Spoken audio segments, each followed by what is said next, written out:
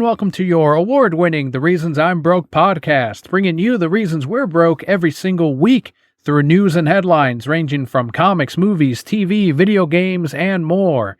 I'm Daniel, and your other host this week is Nick. Welcome back, Nick. Hey, man. Thanks for having me. If this is your very first episode of the show, the way we format it is we go through this week's news, and then we end it with the more personal side of the show, the Broke Hep Block, what Nick and I have been up to since you last heard us. So let's jump right in and explore sector number 578.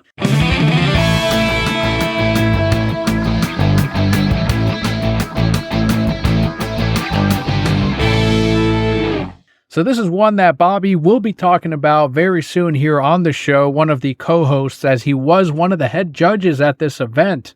But during the ongoing Pokemon World Championships in Japan, some top players in Pokemon VGC, which is the video game side of Pokemon, are facing disqualifications and penalties for using generated or modded Pokemon. So that already came and went, but there's still a bit of a fallout from the event. So this reignited discussions about the use of these Pokemon, which goes against VGC rules, and the enforcement of hack rules has been inconsistent according to these gamers, leading to a debate about fairness.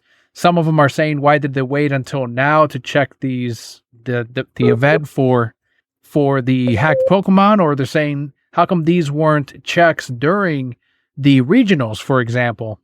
And players do argue that there's a lot of time saved in building a competitive team using these methods. And they have since kind of petitioned to Pokemon to make for easier ways to get these higher leveled Pokemon in the game to make them competitive, kind of like a quality of life improvement to the game. I know you're not as familiar with the competitive gaming side of Pokemon, but does that make sense to you, Nick? Not really. I mean, I know it sounds fucking cheesy, but like the entire point of cheating doesn't seem to make sense to me. Like, I don't compete in much of anything. I honestly can't remember the last thing I've ever really truly competed in, but like if I'm gonna win, I'd want to win for real. Like, what's the point of cheating to win? Like, I guess what monetary gain is there money to win behind this? Like, that was pretty thousands. There's I don't know what the monetary amount is, but aside from the thousands that you'd get, I mean, you'd forever put that on your Twitch stream or whatever. Like, I'm the 2023 Pokemon Japan World Champion, and I'm sure that gets you sponsors and whatnot. All right, good point. Didn't really think that wholly through then, but I don't know. It's hollow still. I don't think I can live with myself. Like, the one part I can sort of see an argument with on this is that they're saying, okay, these checks aren't being... So the way these things work, they have to have X amount of points to qualify for Worlds. So they have to win regionally. They then have to win nationally, so represent their country or their region. And then from there, the best of the best gets sent off to Worlds, which is set at in a different country each year, and this year was Japan. And so they were arguing that they weren't checking for these hacked Pokemon at these smaller events leading up to Worlds. And again, I can sort of see that because from the side of how many people were cheated out of possibly going on to the next round because they lost to someone who had hacked Pokemon. That's the only thing I'm seeing. But otherwise, if I'm looking at it from the cheater's perspective, like, I get that it takes a long time to generate these Pokemon and to grow them to the IVs that you need, which is like the stats that you need for competitiveness. But if you're going to go ahead and just generate your Pokemon, I mean, that's kind of the risk you run. If you get if they don't check anywhere else and it's against the rules, and then they don't check even until the final round, you're still in the wrong because you knew that risk was still there. You knew it was still against the rules. Yeah, it really just doesn't seem worth it to me then, because now the opposite. Like, I get what you were saying with the accolades, and if you put it on your Twitch stream, then you can then be more, what's the word, reputable, or have more of a weight with yourself.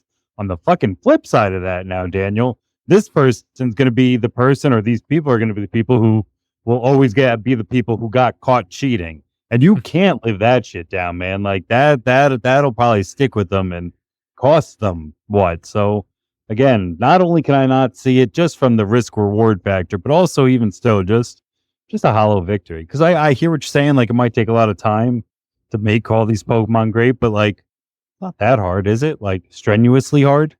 It could be done. It can definitely be done, but yeah, it does take hours of grinding but it's a lot easier now than it was when I was playing sort of competitively like a decade ago, like it's been made a lot easier. So but these are younger players, and I'm not trying to say as like an old man yelling at the cloud, but me looking at it I'm like, it was way harder back then. Like y'all have it easy now. Yeah, really. Well, over to the comic book side of things, IDW, there are rumors that their creator-owned comics line is facing cancellation due to quote-unquote policy changes. So comic writer Alex DeCampi, who previously worked on Archie vs. Predator, mentioned potential cancellation, and a creator, Will Robson, confirmed the cancellation of his project. So IDW didn't comment, but the co-publishers emphasized their commitment to existing plans. The IDW Originals line launched last year and has seen titles such as Dark Spaces Wildfire and The Hunger and The Dusk.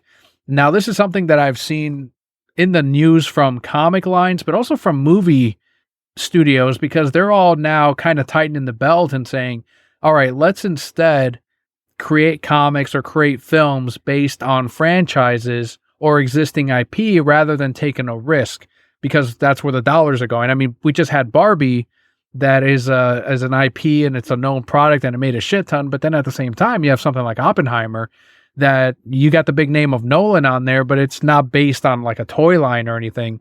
So on the movie side, things are sort of swinging in the middle, but in comics, a Sonic the Hedgehog, a Stranger Things, a TMNT will always outsell an original book. Like things like Saga are few and far between. So I can sort of see comic publishers starting to make those changes or make those cuts. Which would suck. I mean, I would hope that it would just be kind of a trend, or what do they call those? Some sort of ebb and flow of it, come back eventually. But I can understand it, especially when you can have things like, oh, and check out the comic. And like you're saying, it's more than just comic readers picking up a Sonic. It's the gamer who loves just Sonic and will pick that up, or the Stranger Things fan who doesn't own any comic books other than the Stranger Things stuff. So I guess it makes sense, but it also sucks because, we don't know what the next great thing's going to be until it's there. And if it's not there because it's different, then where the fuck is it ever going to live? I hope that if these cuts do happen, that some of these independent creators can sort of find their avenues, either independently publishing, and I get that sucks and it's very difficult, or trying with someone like Image. And it's sort of, I would hope that the cream kind of rises to the top, right? Where you would hope that the best of the best, even if it's not a lot, start getting published. Like they start being more picky and choosy over which independent works they do put out. And hopefully by them cutting down, you get higher quality ones that do get published. You kind of sift through everything else. But I don't know. That might just be me being idealistic or optimistic, I guess. I mean, off mic, we've kind of talked, and I think that's kind of nice, though. I kind of need some of that idealistic, because I would like to think that the cream rises, and like that's kind of almost a part of what's going on with me personally. But at the end of the day, too, the cynic in me is just like, yeah, or else, someone's kid is going to want to create their first comic book, and his hands will get greased, and the really good shit will get just pushed down farther because, go fuck yourself. But that's just might be me being an asshole and being cynical at this point in my life.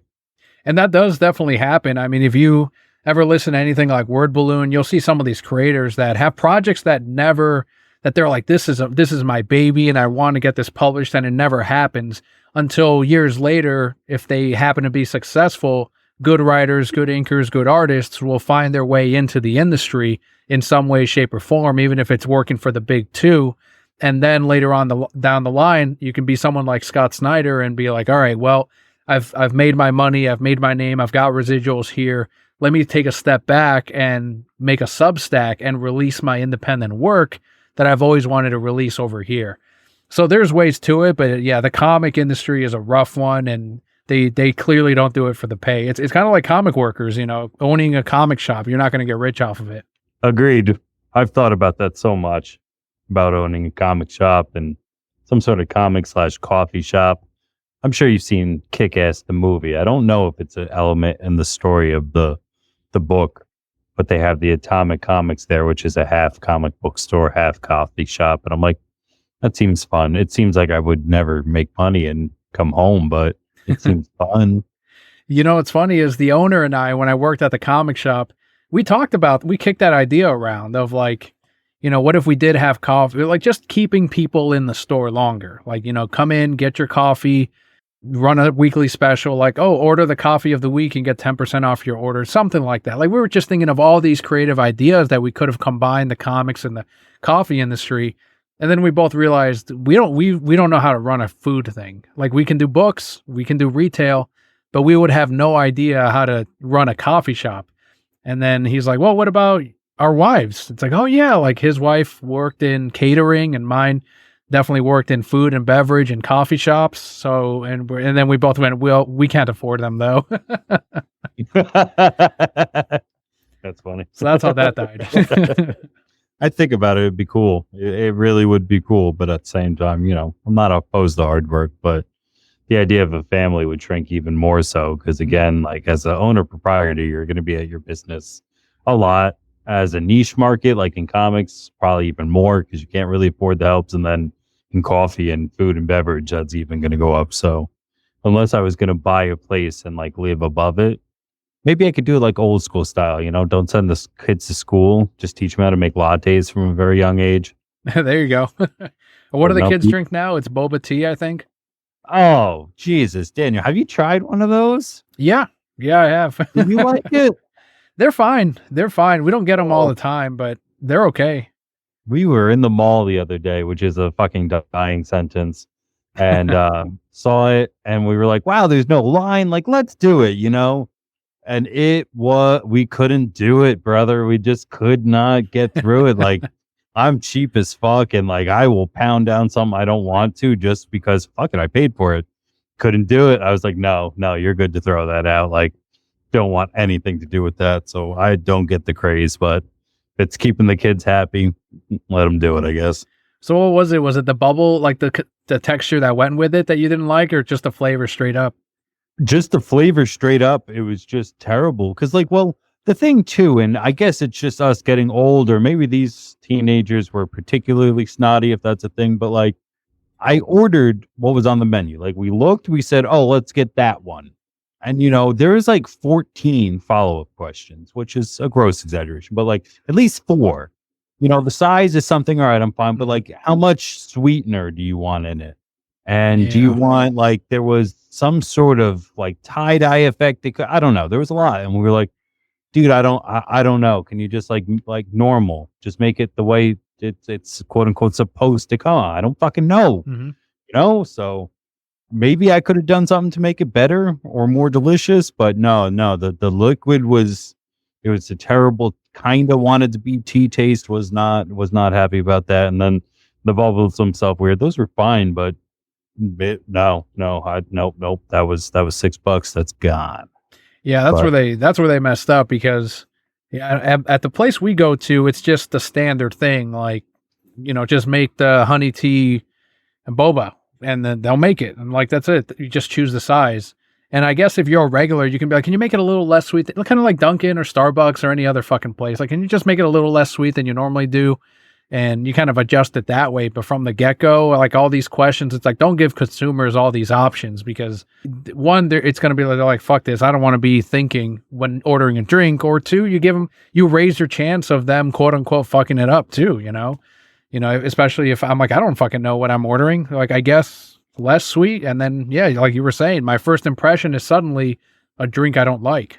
I couldn't imagine it even less sweet than we got it. But at the same time, too, you know, when the question was phrased, I was afraid that I was going to get something kind of corn syrupy and just like, oh, I don't want it to be like thick or I don't know. I just wish that like rather than looking at me like I couldn't understand what was going on, they were like, you know, well, you know, like, I don't know. I work in the service industry. So I just feel like I could have gotten some more information for my first time around. Like I would never send anybody out of the door with weed of just like, yeah, how do you want it? Do you want indica, sativa, hybrid? Like, what do you want? I'd be like, well, if you look for a party time, you'd want and stuff like that. Maybe that's just me. I don't know, Dan. Oh, no comics and no boba. That combination's not happening in our future. No. Oh man, but what about weed in comics? Just getting I almost brought that up to you. Sit them down. Yeah, sit them down and be like, look at the pretty picture book. If you want it, you buy it when you're done. Let's go. Yeah.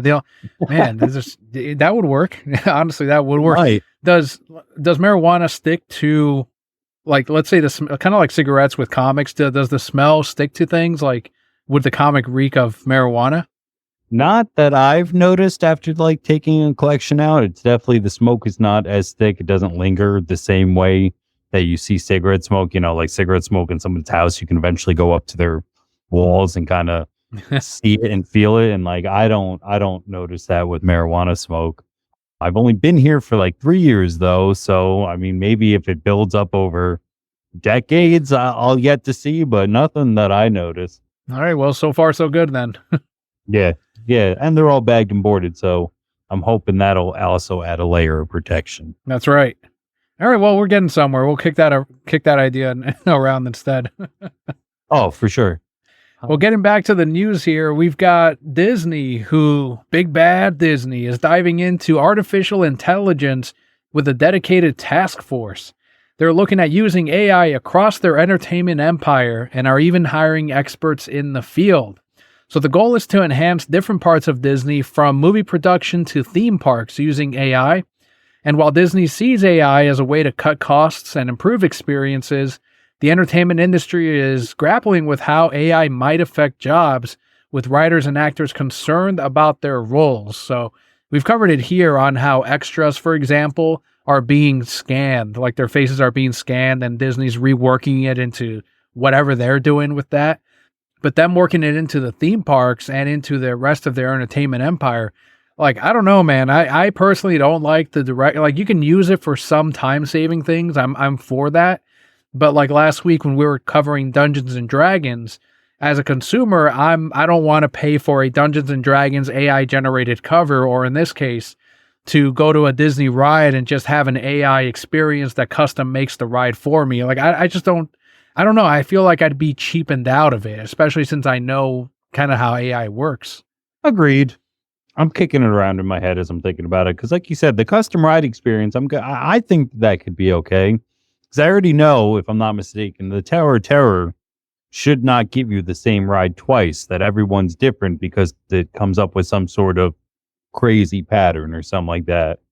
I personally think of, and I don't want it updated, maybe just this one little part though, Spaceship Earth. When you're going around inside the giant ball that is like, the main staple of Epcot. Yes, They superimpose your face on your futuristic world. That still looks like it was made in the 80s. If they AI'd me up a little bit in that one, I don't think I'd be upset, because it's still really kind of embarrassing to look at. If AI can honestly help somehow with making lines go faster, that'd be cool. I think, like we're talking though, anything creative should be kept in creative hands, not a creation's hands almost. I don't see it being a problem at theme parks. I think that it could maybe help a little bit. Or what if they can, like, the Mr. Potato Head at what is that, Toy Story Mania? Doesn't he like use AI, or is there like a human there talking and using him, or the Crush? Because that would suck to lose those human elements of it. I don't know, man.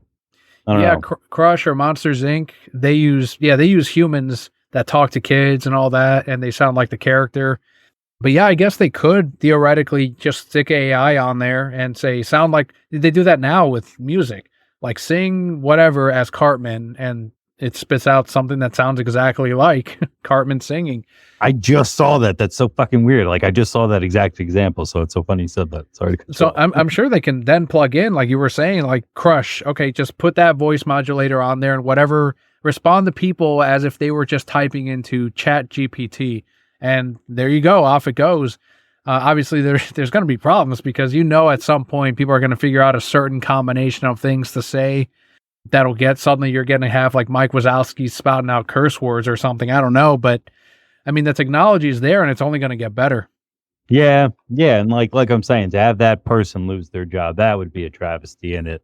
But if it could keep the eye line better as it's working, that would be cool. If it could enhance, not detract, that'd be cool.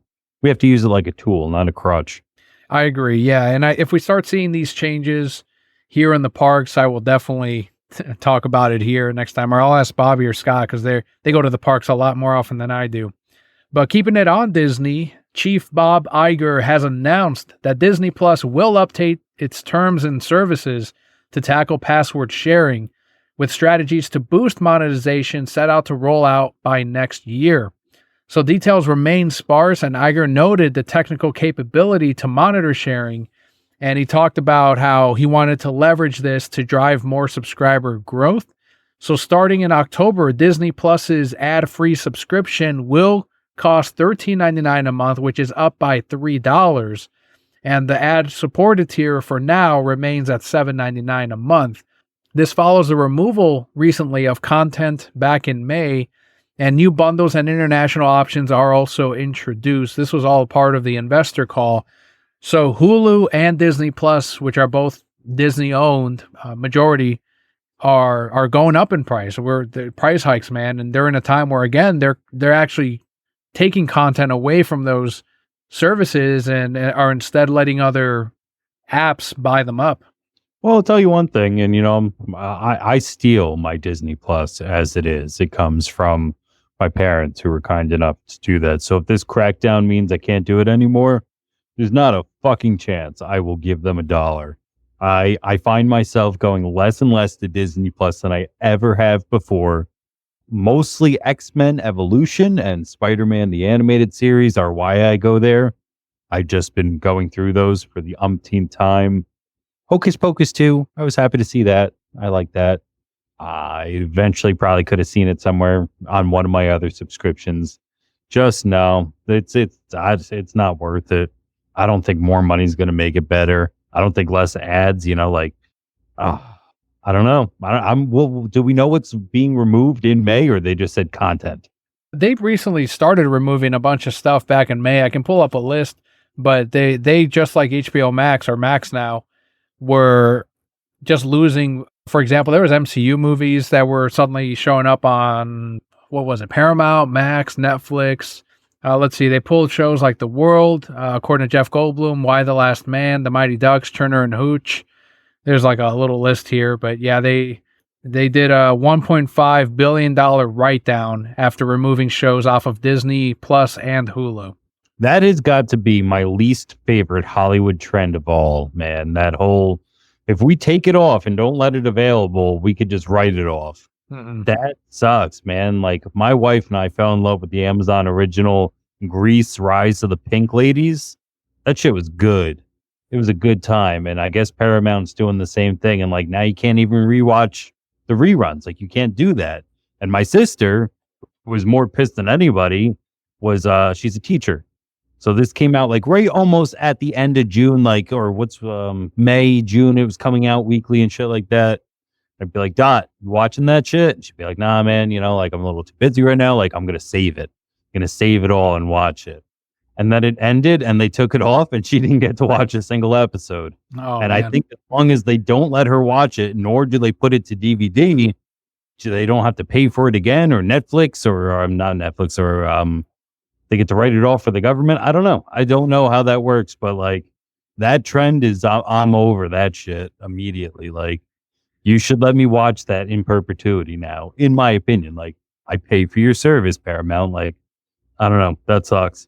There's been an uptick in physical sales of like movies and shows because people are finding, they're like, this show's constantly being removed from these streaming services and showing up here, showing up over there, and they're just buying the fucking thing instead. Like, that's what consumers seem to be doing. Damn straight, man. You don't know what joy that brings to my heart. As somebody with physical media on the brain, I still buy all my shit that I want to keep for that very reason. I literally cannot stand that when I pay for something and I saw it on there. I don't even care. Like, if it was a year ago, I was like, oh, Netflix has this. And I go again and they're like, no. What the fuck, man? Like, the Social Network. If I want to watch the Social Network right now, I want to be able to watch it. I shouldn't have to scour through stuff. So I just have it on Blu-ray and it works. Like, one day, man, I wish my wife was down here listening to us, because I'd be pointing at her going, see, I'm not that crazy. Well, and this is exactly what Maceo was talking about when he was last on. He's like, every streaming service now, after Netflix did the password crackdown, and their subscribers count went up after they did this. He was like, now every streaming service is looking at this and they're thinking of doing it. And sure enough, came true, just like he said. Now Disney's doing it. Max will probably start cracking down on password sharing. For some reason, though, with Disney Plus and some of these other less established services, I don't think they're going to see subscriber growth by cracking down, because I think people like you or I are definitely going to be, I get Disney Plus for free as well from my parents. But yeah, I mean, even Netflix, when they crack down and I don't have access to it anymore on the living room, I'm like, well, oh, well, like we don't have Netflix there. Like I'm not subscribing to these things. And I know it worked out for Netflix, but for some reason, I just feel like these lesser services are not going to see the growth they're hoping for. Nah, they got to be cool. They got to be cool for a little bit and just kind of keep taking the L until they make something worth saying, sorry, here's a wall. You know, because Netflix keeps making things that people want to see and then have future things down the pipeline. Like if Netflix said, I'm going to be $20 more a month, and I'd be like, all right, but you're still going to release Avatar? And they'll be like, yes. I'll be like, all right, I'll fork it over until you fuck up Avatar because I need to see Avatar. What does Disney have? Yeah, I mean, you can't really. I mean, The Last Airbender, too, for anybody out there who's going, oh, you're talking about the Blue Cat people? Like, no. The Last Airbender is getting a live action remake by them. It's still different than, like, it's somehow different than the Avatar group that Nickelodeon's setting up. But I don't know. Even when Brian Dante DiMartino and Brian, because I can never say the last name of that guy, but like they left. I'm still excited. Yeah, probably still worth checking out. And they're doing their own Nickelodeon Last Airbender thing anyway. So check out this one. And if it sucks, then check out the other one. I can't lose. Yeah. I just get more and more Avatar, so I'm cool with it. You're like, oh no, more Avatar. Yeah, it's so good, dude. Somebody at work just started going through it, and it's been like my own little retelling, my own reliving of it. And because of this, like somebody else came in the back room. They're like, "Are you talking about Avatar?" And we're like, "Yeah." And he goes, "I love that shit." And now there's this weird like Avatar flow going through the entire store of just like, all right, we can't talk about it. He's not there yet, and shit like that. And it's a great show. What kind of bender would you be? Earth, 100%. Based off of traits or just usability? Both. I think, you know, as someone who really doesn't like automatically don't want to fly much, I don't have anything to do in the ocean. So that automatically does 1 and 2. And just fire, I don't know. No, I think Earth would just be better. You know, I would definitely want to be like King Boomy is my favorite character. Even though Toph's stronger build like Bender, I still think Boomy's the best. Like he's done like I love it in when we first see him and he's fighting Aang and eventually he gets him like he sinks into the ground in like a perfect little snow shape. Like he can dig and go around and move like the earth around. I just feel like that would be the best offense and defense ever of like I'm literally wrapped in the earth. What are you going to do? Like you can't, what are you going to do? You can't do anything, you know, like even the strongest current can't, I guess the Grand Canyon, but you know what I mean? Like if I'm wrapped up in earth, I don't think the other 3 elements can really get to me like that. Yeah. They would need a lot of fire, a lot of water. Like it would take a lot. And by then you're doing something else. I'm gone. I'm buried even further, gone and under. They don't even know where I'm at. And then vice versa. I mean, if somebody chucked a little rock at me, that would suck. Imagine like a fucking boulder flying at you. That's right. And you can metal bend. Yeah, if I get good enough. And sometimes too, lava bending if you go far enough. That's right. I know. What about you? Yeah. Well, I was going to say water just because the whole idea, can you boil water? Can waterbenders do that? Or is that would that be fire bending? I don't even know if they can boil water because that'd be changing the temperature of the water. They can freeze it, so why can't they bring it up? Well, there you go. If I can boil water and freeze it, I mean, for me, it's like sort of like being a much more effective Iceman or something. I don't know. Like I would, and I like the idea of almost being like a human jet ski, just the way you can travel over water so quickly. And it's probably because I live in Florida and I'm surrounded by lakes and beaches. So if I were still living here, I'd probably be a water bender. Plus the whole blood bending thing. I mean, that's really fucking cool. Yep, your location to like that makes perfect sense as a landlocked state in Pennsylvania and like the valley with a bunch of coal mines around. Like I could just fucking run this place. Oh man, I'm writing a story in my head. That would be cool. That's a good one. Bloodbending, yeah, super duper creepy. I was going to say one other thing about you water bending in Florida. Oh, with the gliding across it, like Katara does when she pretends to be the painted lady. Like imagine just going right over like into the keys and stuff like that, and just yeah, Yes. like that almost gliding over it like that. Yeah, that would be fucking cool too. Too fast for the sharks too. So it I works. saw a video the other day. Somebody, my brother and I, sent each other fucked up ocean stuff because we're both pretty terrified of the ocean. Not terrified, just like respect deep.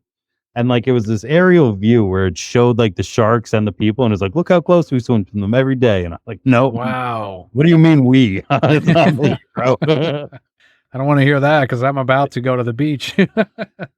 I mean, they did seem to have like a good sense. So like my brother said that his rule has always been like, as long as you could still like see down, you're okay. They're not going to come in that far.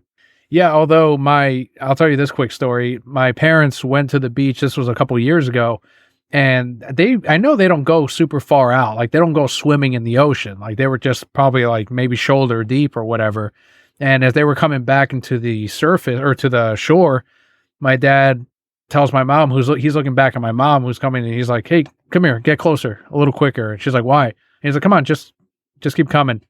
And she looks back and she sees a fin, and she starts panicking and falls. And he's like, "This is why I didn't want to tell you." And so he gets her up. But yeah, there was like a shark close by to her, and it was like a little one, but still like they don't take a chunk out of you. And so yeah, that was the only thing. I just thought it was funny that he was like, "I'm not going to tell you why. Just come here." yeah. Because I know you're going to panic. Oh no, just keep swimming. Just come right here. So coming back here to, we were talking about Oppenheimer earlier.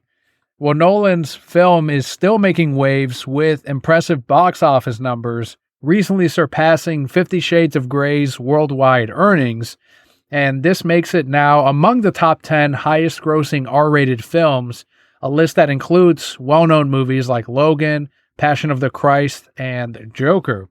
So that makes me happy because, one, this film didn't cost as much as it's making. It was relatively low budget compared to some of the stuff Hollywood's making now. And it's also kind of the stamp of approval to Universal of like, okay, we took on Nolan from Warner Brothers and he's making us money over here. So let Nolan truly let him do what he wants. Like if they didn't know this already, they should by now. I bet Warner Brothers is a little sore about it. Yeah. I mean, they're making their Barbie money, but still, it's got to suck to lose a creative like that. I didn't see it yet, though. I'm sorry to say. I'm going to be one of those people, and I can't imagine not going to the bathroom during those 3 hours. And I also know like I got to see everything that he puts in there. So I'm going to wait for that one, but I'll still see it. I want to see it. Do you have Paramount Plus? Yeah. Same thing I told Matt. It'll be on there now or at some point because I think that's where I'm thinking of Top Gun or not Top Gun, Mission Impossible. But I'm sure they'll put it on something because Universal doesn't have their own streaming service. So it'll pop up somewhere, I'm sure. Ooh, so if that's where Universal puts their stuff, that's where Fast 10 will go eventually, right? Maybe. Like right now, it's just on like Vudu and Blu-ray 4K. I'm trying to think of where. Right now, the Fast movies are on Netflix. They were on Max. Now they're on Netflix. So we'll see where they jump from there. The first 5 are, and I'm only so confident on it because the last time we talked, it's so funny. We were talking about it, and I was like, whatever. I don't really care. And then I watched the first one because I liked the first one. Like, I remember that one growing up and shit. And then I was like, all right, let's watch the second one. So I did. And I was like, oh, man, I remember that one growing up. I didn't really like that one.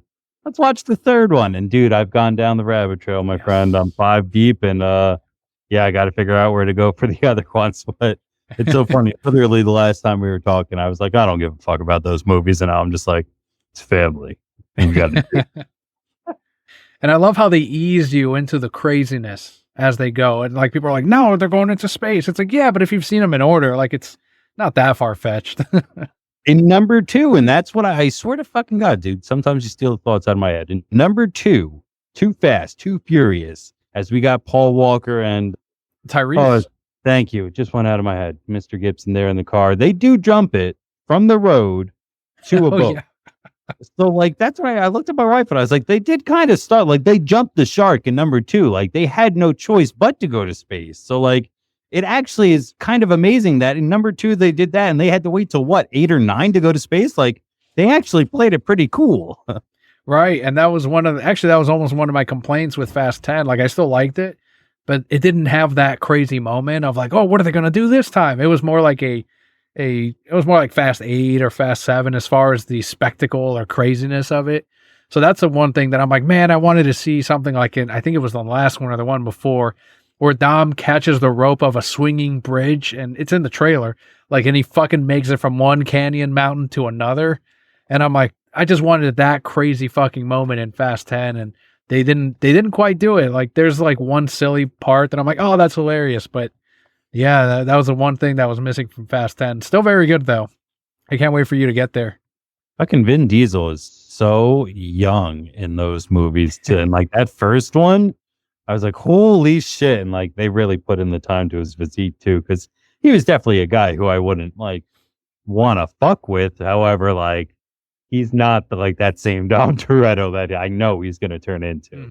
Well, Gal Gadot ended up being in the Fast movies. She returns later on, but she's also talked about a return to Wonder Woman as a third film, but now Warner Brothers Discovery and James Gunn are denying a Wonder Woman 3, and they're saying that it is not currently being developed at DC Studios.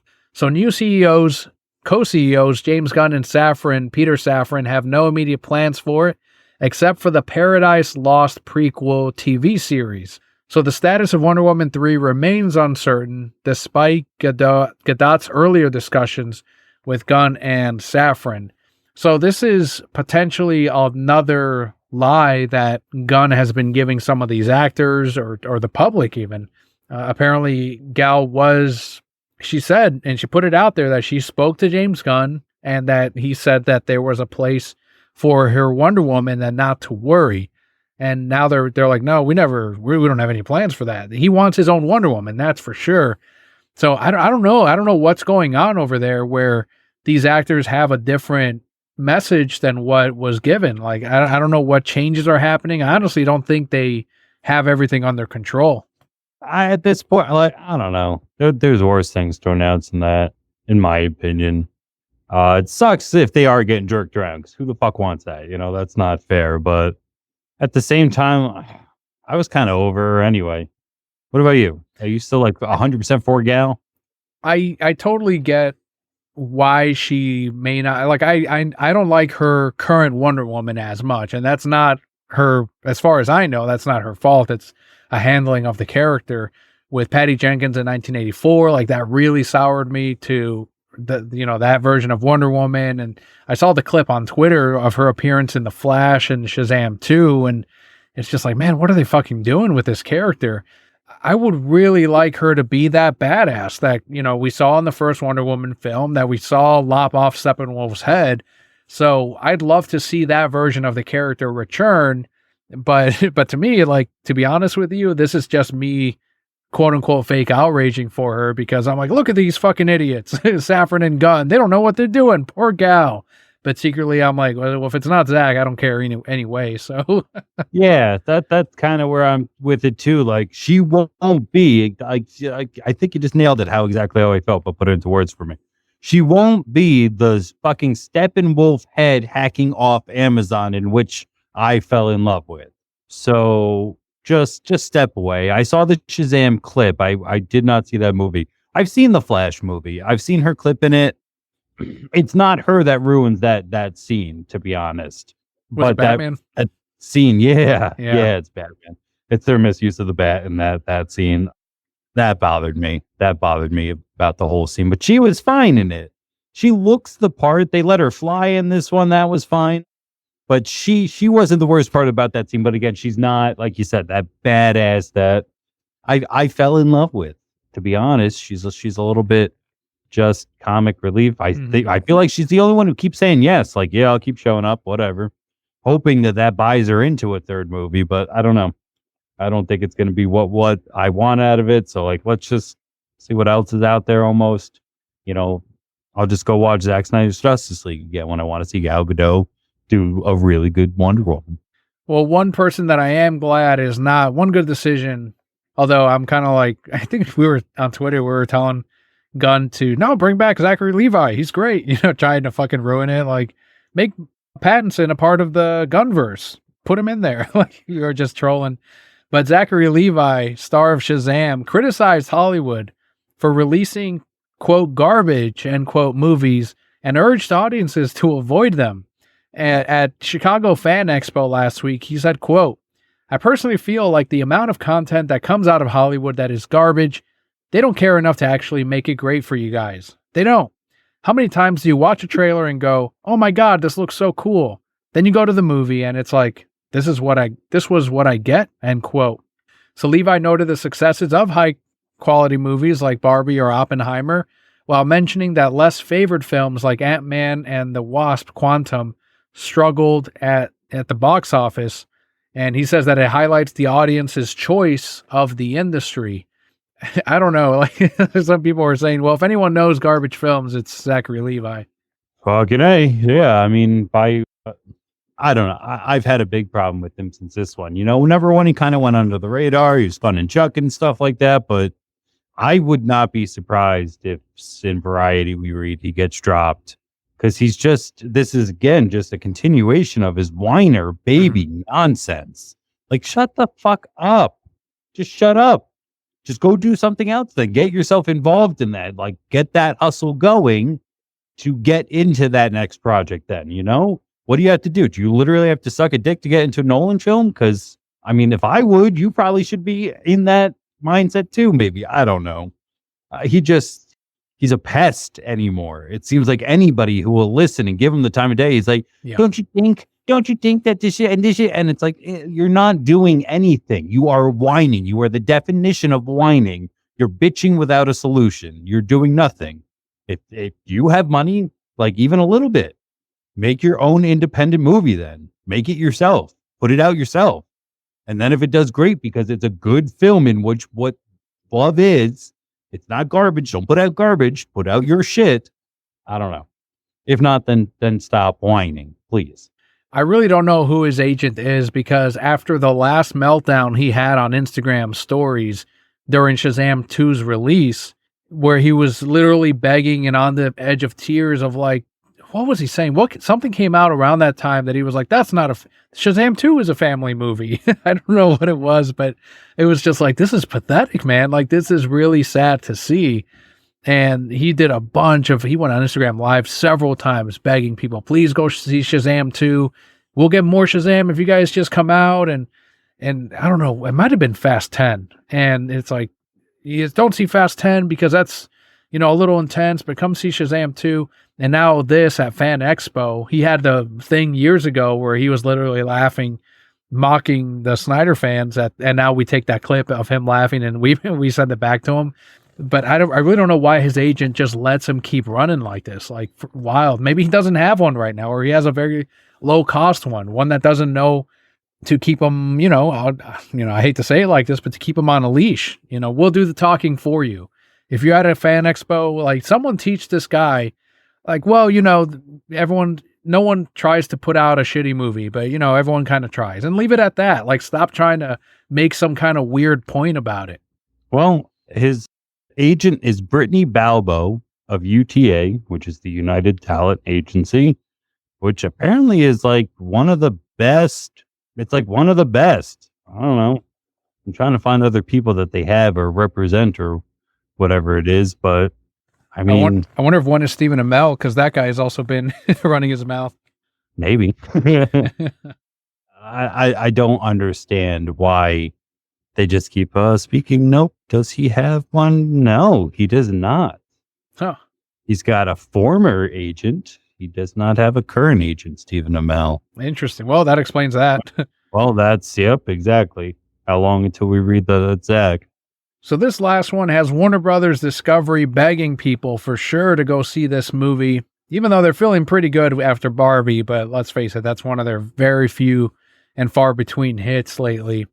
And DC's Blue Beetle is gearing up for a lackluster box office debut, which is casting doubts on Warner Brothers Discovery and James Gunn's superhero plans.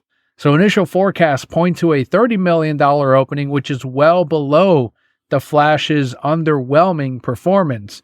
And I put this up on Facebook groups, on Instagram, Twitter, and people were like, James Gunn has nothing to do with Blue Beetle. And it's like, okay, well then you tell that to James Gunn, because he's gone on about how he gave heavy notes to The Flash, to Blue Beetle. He said The Flash was the greatest superhero movie he's ever seen. And then for Blue Beetle, he said it's the first movie in his new line of continuity, the Gunverse. You know, as much as they want to say he has nothing to do with it production-wise, it's like, look, he's putting his fucking back behind it. So success or failure, it also falls on him. Let's not try to cut clean on this.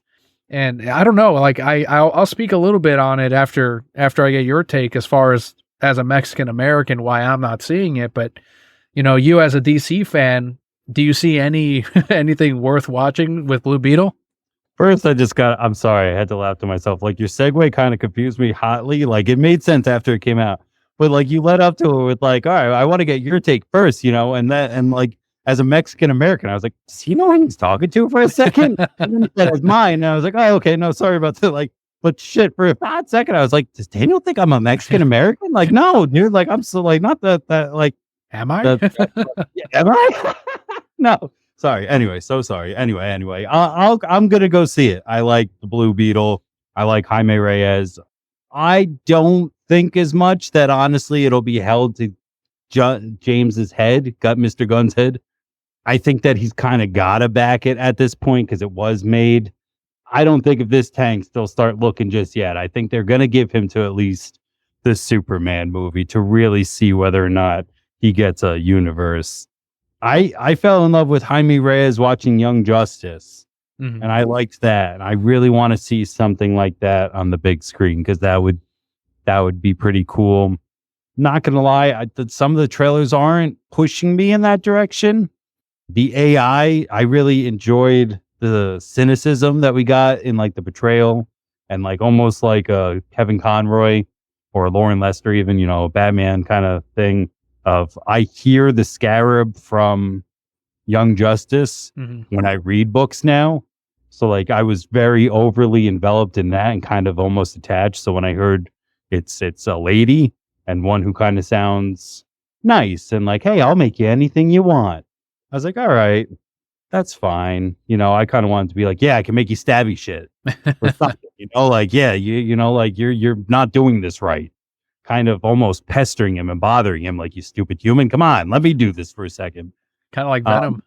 Yeah, that's they had this kind of relationship that it could have been done better otherwise. I don't want to say, but like it's the best in Young Justice because it could be done. I don't know, but that's my favorite iteration as far as I know so far.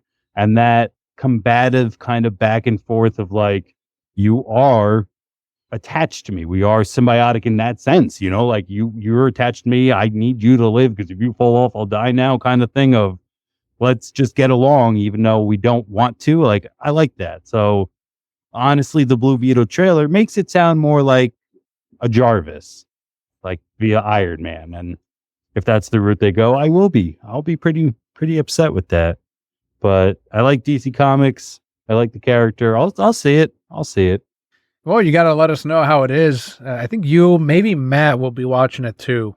But yeah, you got to let me know because it was originally a Max exclusive. And I guess according to Warner Brothers, they overspent on it. So they're trying to make some money back by releasing it box office. But their reasoning was, well, the quality was so high that we just really wanted people to appreciate it on the big screen.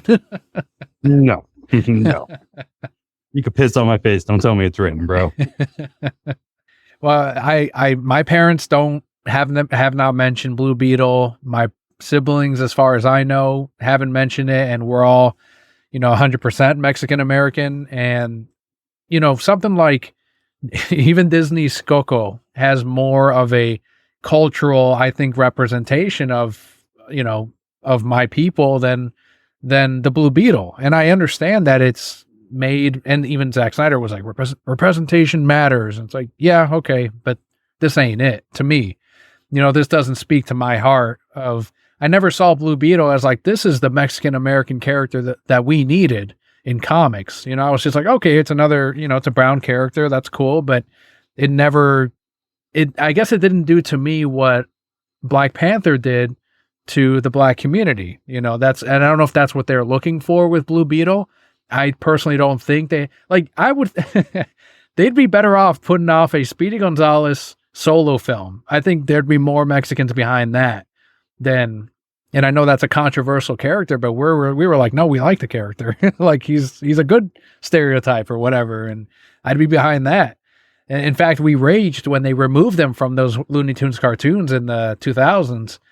But Blue Beetle, yeah, I don't think it's going to have the Mexican backing from either, native Mexicans. It's not going to have Chicano represent or backing as well. And I could be fully wrong, just like I was wrong with Barbie. I thought that was going to be another Warner Brothers Discovery flop, and I was dead wrong on that one.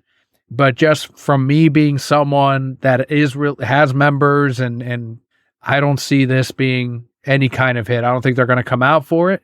I don't care what they're saying on Twitter of like, we've got these 14 Latino groups that are going to back this movie. It's like, that doesn't fucking mean anything. Like, are the people going to come out? Are the general audiences going to come out? I don't think so. Like, I don't think people outside of the Mexican community even has any interest in the film. They're just, they're saying it's brown Iron Man. They're like, okay, well, that's not a selling point. I can't disagree. I do think, like I said, I will see it, but I'm fully planning on being alone in the theater. No, I mean, my wife will be with me. I'll probably drag her ass, but I don't think it's going to do that either. Personally, I didn't really think that that's what they were going for it. Like I thought, I saw that tweet by Zach too. And I was like, oh yeah, like that. You're right. That is awesome. I didn't really see them marketing it as like that, but I can also see why they would, how they would. I don't know. That kind of sucks that it gets boiled down to that. Like, you should just want to go see the Blue Beetle movie because Blue Beetle's like a bitchin' character, really.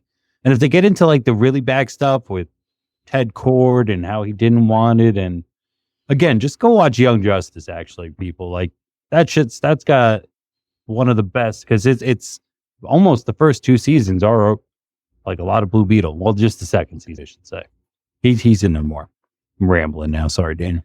Well, that was the other thing about the character. Like, I still don't know why they made this film. Like, I really don't. I don't know how they picked this character who, I'm going to say it, never sold well in the comics compared to some of the B-list, A-list characters, of course. I don't know if I'd put Blue Beetle as a C-lister, maybe a D-lister. I mean, maybe you could probably sell a Hawkman book over a Blue Beetle book, and Hawkman never really sells well either. So for me, it's like a character that would be better. They would have made more money if they did a Young Justice film, threw Blue Beetle in as a supporting character, along with Superboy and all these other characters that can't stand on their own, but can in a team up film. Like, I think that would have been the way to go personally.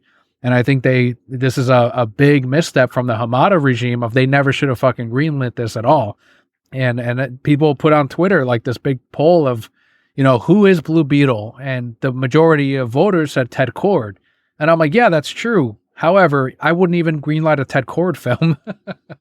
I think again, I'm sorry to always go to the man, but like, think if Zach got to do like an owl, like you remember how Owlman was a big part of the Watchmen? Yes. Like, imagine like that older kind of school, like a 30s noir, just beat him up because I only adopted the name. That I'd probably watch actually.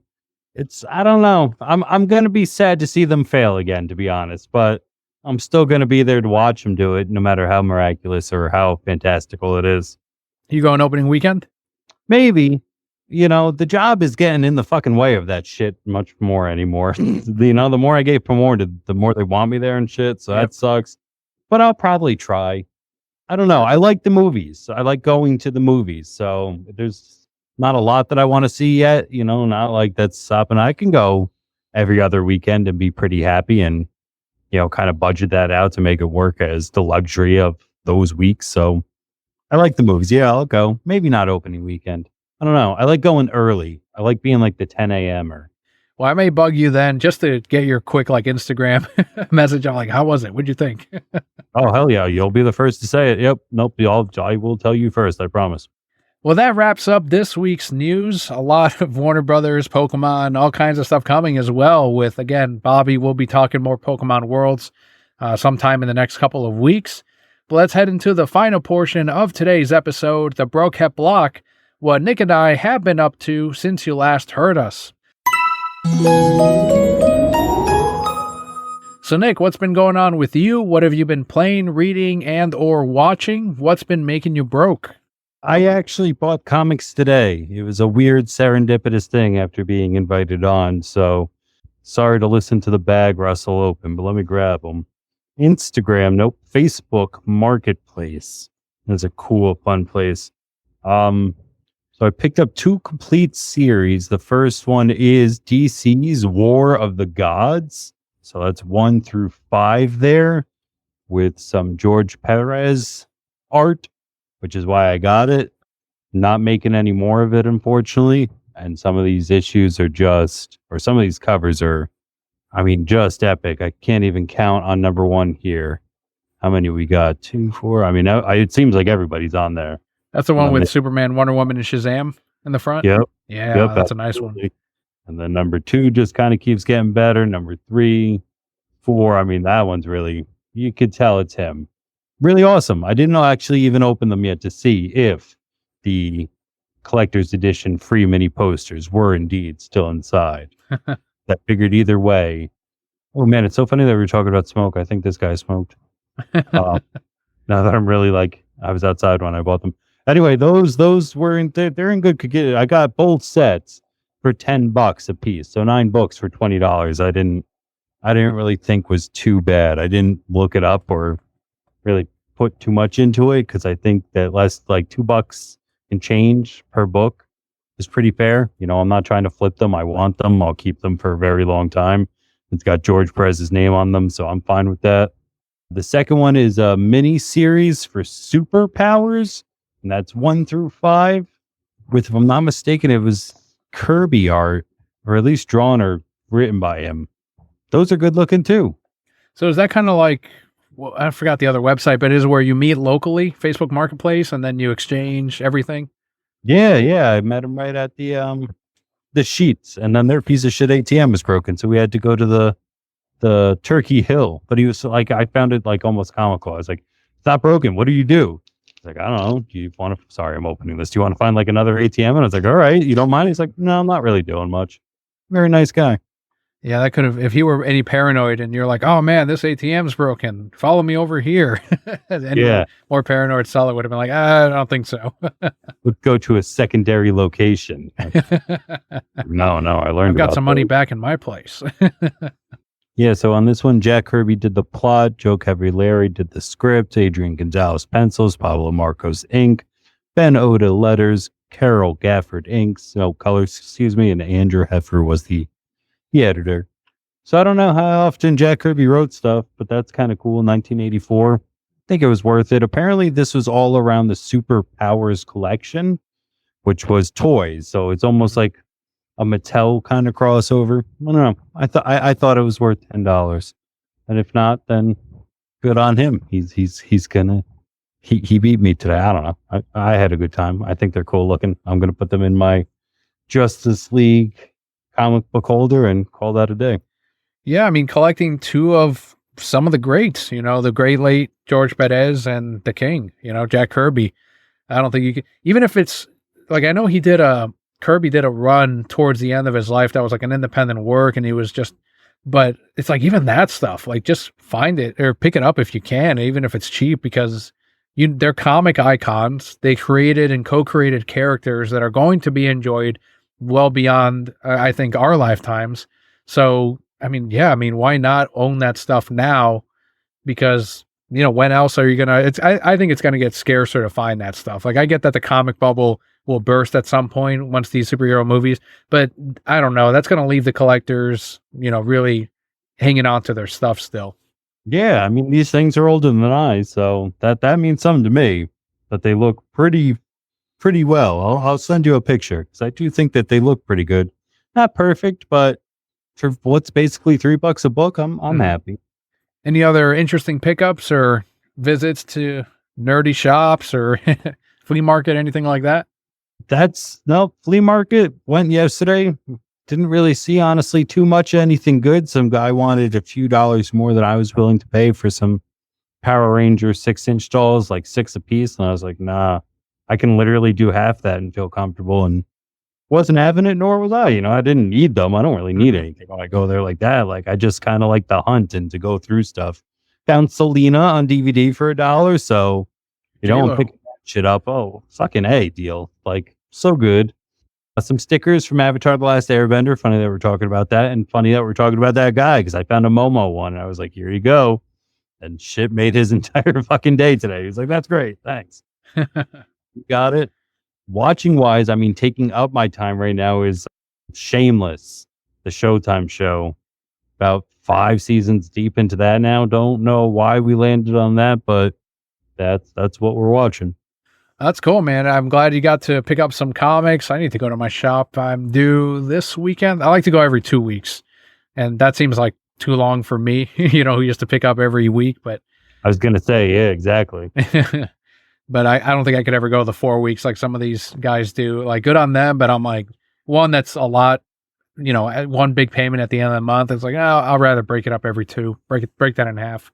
But yeah, I will be going to my comic shop this weekend, but otherwise I was able to fit in a couple of rewatches in between watching the kids. And one was because Mason and I were talking about, or I think it was last week, it might've been last week, but yeah, Macy and I were talking a few weeks ago about the American Psycho sequel comic that they're releasing. And that just stuck to my mind because we were talking about that movie. And I'm like, well, it's been a while since I've seen American Psycho. So I rewatched that. Still fucking hilarious. But I kind of tried to watch it from the perspective that he was saying of everything from the bum onward isn't real. And I still, like, I don't know, for me, I still sit on the side of, like, especially after the apartment and Paul Allen's got reworked and painted, and the lady that was selling it was being really weird about it. I'm like, oh, they cleaned up those bodies. Like, those were all real. So it was just a good watch. It's always a good watch. And then I also, an excuse to rewatch Top Gun Maverick. Like, my siblings hadn't seen it yet. And we have talked for weeks, like, let's do a movie night. We'll watch Top Gun Maverick. And we finally pulled the trigger on it. And it's like, all right. So I brought over the 4K disc and they watched Top Gun Maverick for the first time. And my brother's like, that was better than the first one. I'm like, yeah, it was. Like, nothing against the first one, but this is like filmed extremely well. Like, it's just raised the bar, I think, for, I don't know. Like, I really like Top Gun Maverick. It was my favorite film of last year. I still didn't see that one yet. I don't know. Still not a Tom Cruise fan, so didn't see the latest Mission Impossible. I don't know. Flying planes kind of scares me too. A little too intense, maybe. Yeah, and then there's a lot of that in there. Dogfights and speed. You really feel the sense of speed. So, yeah, if you're afraid of that flights or anything like that, I think you'd be on the edge of your seat for sure. Have you seen American Psycho? Yeah. Christian Bale? Yeah, absolutely. He's a freak, dude. Did you see recently he was like, I'm not going to do anything more with my body. Like, I can't be doing any more extreme weight gains or losses. Like, I'll still act, but I'm done with that. And I was like, good. Yeah, crazy fucking person. Like, you would go to such extremes that you didn't. I mean, we're crazy animals sometimes. I know that our mind and our will can drive us to do these things past, simpler creatures, if you will. But fucking A, still, he's crazy. He should be in books about, like, see what you can do. Method acting. Like, that's got to be an OCD thing, right? Like, you just to have that like, I don't know what that is, like that everyday constant. I mean, he watched his diet for going big or small, like just 24 hours. I mean, it's insane.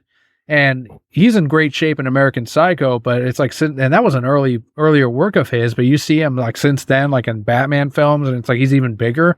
It's like, I don't know what that guy's routine is, but he's got to be insane about it. I was watching just something on YouTube about Gangs of New York. Daniel Day-Lewis, right? Thank you so much. Yep, his name, just thank you. Yep, and wore the prosthetic fake eye so long and got so comfortable with it that he could do the tapping trick and not blink. That's right.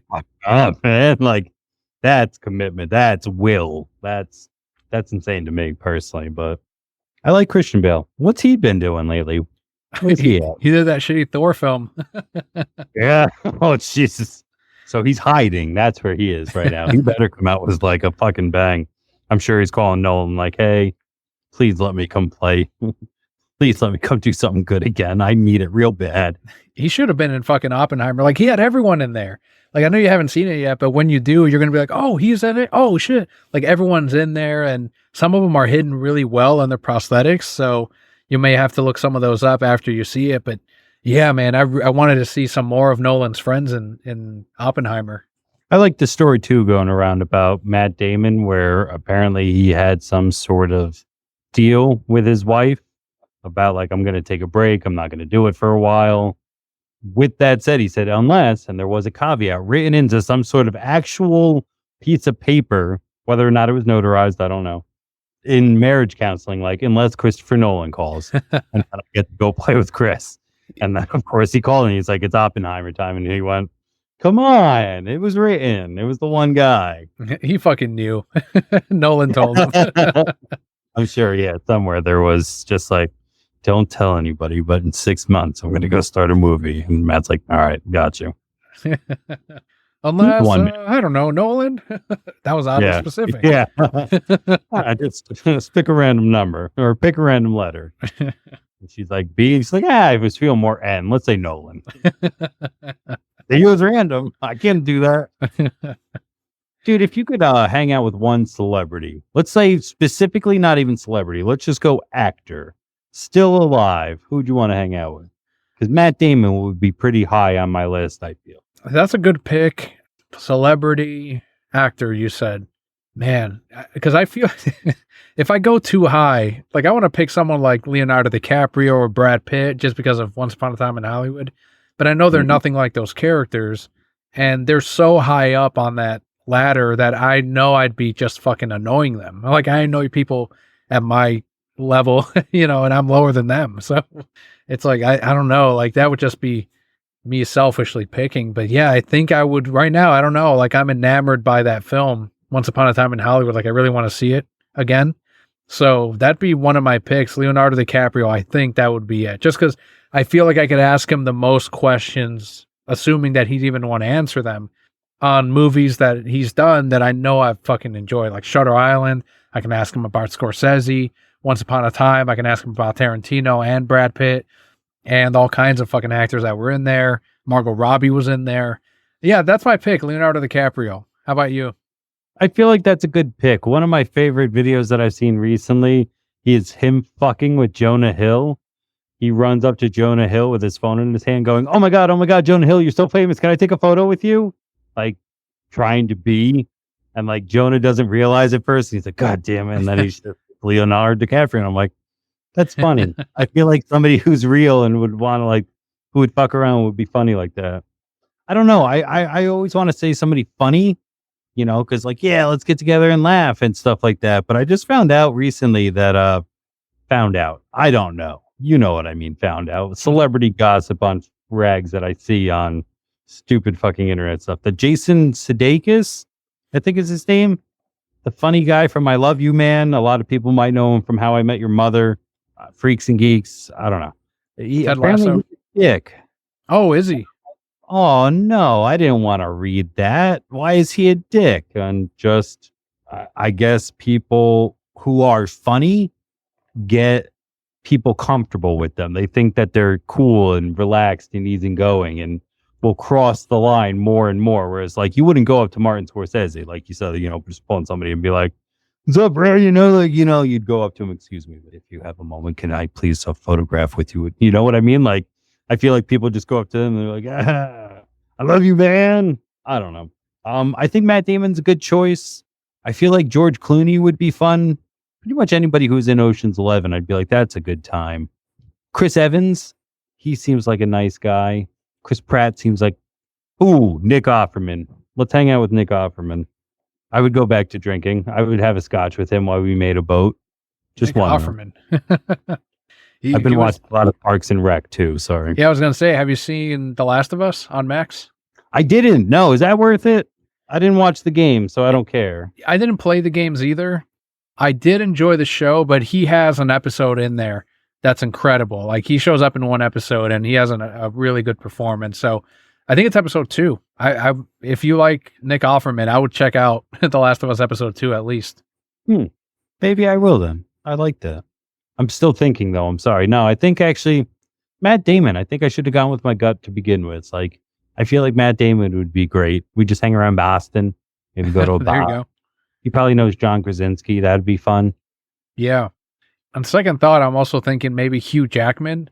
Not for the Wolverine. Ooh. Like he does seem like an incredibly nice guy, like nicer than Leo or actually a bunch of actors that I can think of just from his Instagram and everything. But I'd ask him about The Fountain just because it's my favorite movie. And, you know, most people are still alive that worked on that film or that were in it. So if I can't get the director himself, I would ask Hugh Jackman because that was like him trying to do a film and not get stuck with, you know, just doing Wolverine or action films, Van Helsing. He was like, let me try to do something else. And that's when Aronofsky put him in there with Rachel Weisz and he did an incredible job. So I think that'd be my second pick, Hugh Jackman. Nice. Second pick then for me is Keanu Reeves. Oh, boom. You won. That's a good one. He might be really nice. But really quick on the Hugh Jackman. Did you like Van Helsing? I never saw it, honestly. My coworker loved it. He would play it at the comic shop all the time. I dug it. The movie's so. The ideas in it are great. The CGI and character designs in it are great. Some of the story gets a little paper thin with just like, all right, you know, nobody's swinging for fences. Nobody thinks we're churning the new wheel or coming up with a new spoke. We are making an action movie here, but some of the ideas in it are shit that I'm like, I like that. Almost the cinematic universe before that shit existed of just like, what if all the monsters actually were in one place at one time and it was organic? Yeah, because he battles. Does the Frankenstein monster show up in that?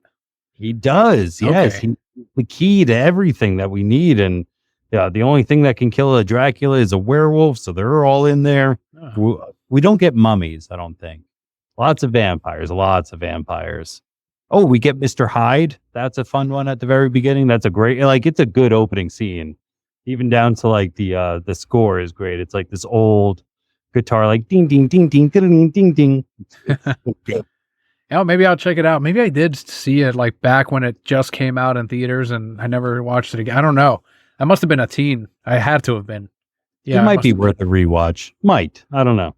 Well, Nick, I will have another question for you after the end jingle, but first I want to thank you for making the time to be on this week. I know it's been a couple of months, but I'm sure there's, at the very least, I missed you on coming on the show, and then one of our mutuals as well. Thank you so much for hosting with me, and if you want to be found, let them know where they can find you. I appreciate that. Not really doing any of the socials right now. Not really taking a break, just not really posting anything. So just more from the sidelines on my own personal one. A little bit of tweeting every now and then, but basically my one and only tweet is just wanting Comic Book Man on physical DVD. Mm-hmm. It's what I tweet more than anything. I think you can attest to that. The only other thing that I tweeted recently, if you go back, it's funny that we talked about him today, was Zachary Levi, where I was like, shut up. Shut the fuck up, you whiner, baby. And now it's all these months later, and I'm like, he's still whining. So it isn't a test that I didn't just think that up or jump on a bandwagon of telling that guy to shut up, because he really just needs to stop. It's almost embarrassing at this point. But I thank you, man. You know, I just appreciate you letting me come on and talk. And if there is anybody out there who liked it, thank you as well. Thank you. Just thanks, dude. Thanks. Much appreciated as always. And you on the other side, if you do want to get in contact with any of the other brokettes or some of the hosts that are on our Discord, make sure to join our Discord lounge. There is a link on the show notes of today's episode and also at thereasonsimbroke.com. Scroll all the way to the bottom and you'll find a link to our Discord. And on there, we have a collector's corner where you can share some of your comic book finds. John72 Text just shared off a pretty big book in his collection on there. He doesn't post all the time, but when he does, it's usually like, boom, like just some massive fucking book that's like, oh, that's worth more than my entire collection. So make sure to check it out on our Discord corner of Collector's Corner. But thank you once again for joining us this week. I've been Daniel, joined by Nick, and Brocat Core. All will be well.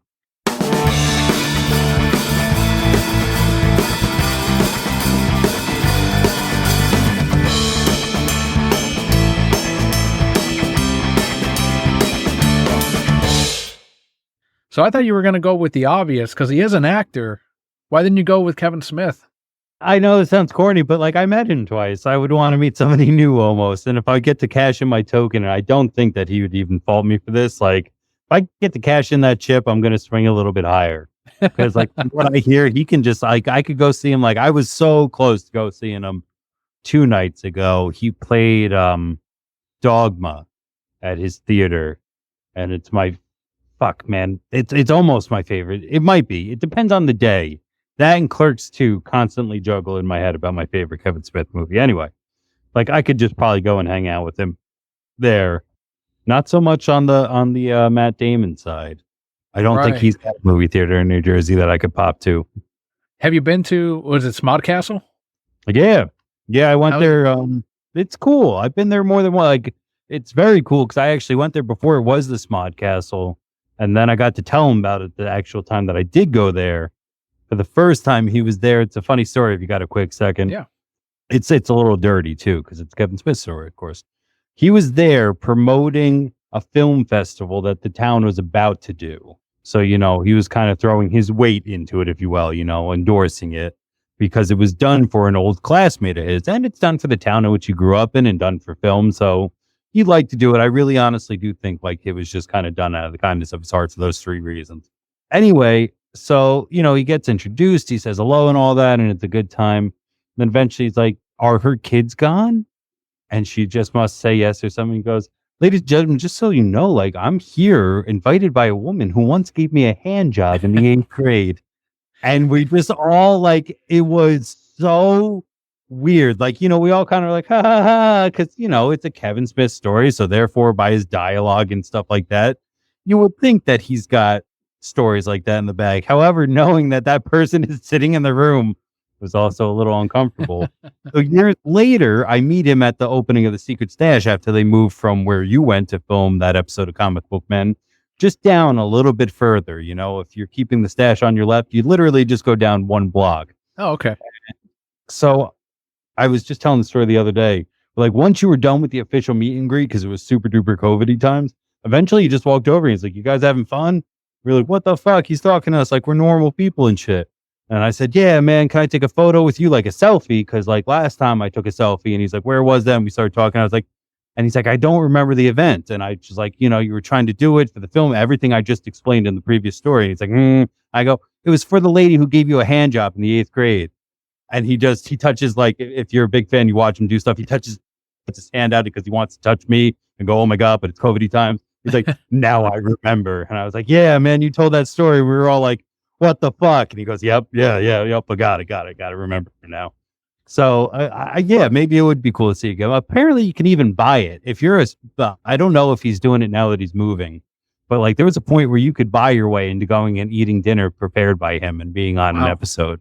If you bought like a year worth subscription to the Kevin Smith Club or the Gold Calf edition, some shit like that. So eventually, if I just outweigh him and like more of his fan base dies, eventually it'll just get cheaper and he might pay me to hang out with him one day.